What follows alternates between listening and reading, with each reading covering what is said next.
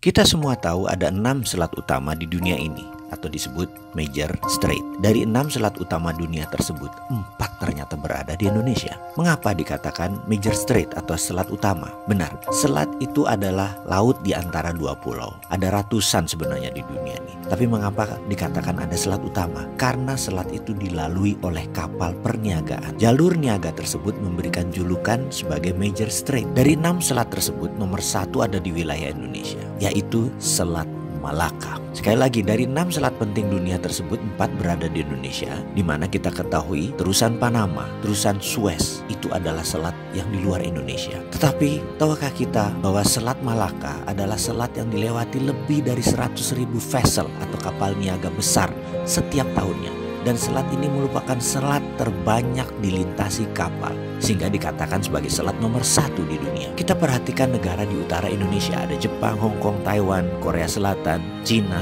di mana semuanya adalah negara produsen besar di dunia. 20% vessel mereka ke Amerika Utara, 80% kapal niaga mereka menuju arah Asia Timur, Asia Tenggara, Afrika, dan Eropa.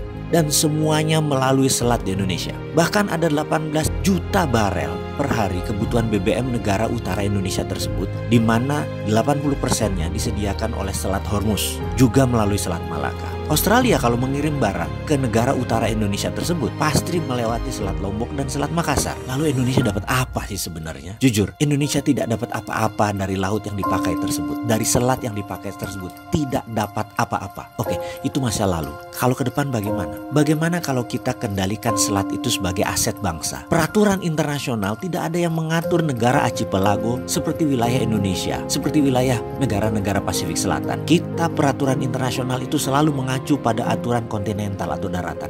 Kita harus ubah wilayah laut selat Indonesia sebagai wilayah Indonesia, dan Indonesia memutuskan misalnya menutup laut tersebut. Apa yang terjadi? Dunia bisa geger. Australia lewat Papua Nugini kalau mau kirim barang ke utara. 4 negara utara Indonesia, Cina, Jepang, Korea, Taiwan, muter lewat Papua Nugini. Tidak usah pakai Selat Malaka, nggak bisa masuk lewat Natuna. Atau kalau mau ya melipir lewat sisi Thailand dan melipir lewat sisi Malaysia di Selat Malakanya. Pokoknya kalau mau melewati wilayah Indonesia, bayar asuransi senilai 1% dari nilai barang. Kita tahu barang yang lewat tersebut ada lebih dari 2 triliun dolar atau 2.000 billion. Jadi kalau itu kita asuransikan atau kita pajakin versi kita dengan nama asuransi, kita mendapatkan lebih dari 250 triliun per tahun. Dan ini untuk devisa negara. Akankah negara adik kuasa seperti Cina dan Amerika marah besar? Pasti. Beranikah kita melawan dan mempertahankan hak kita? Harus berani. Itu namanya revolusi.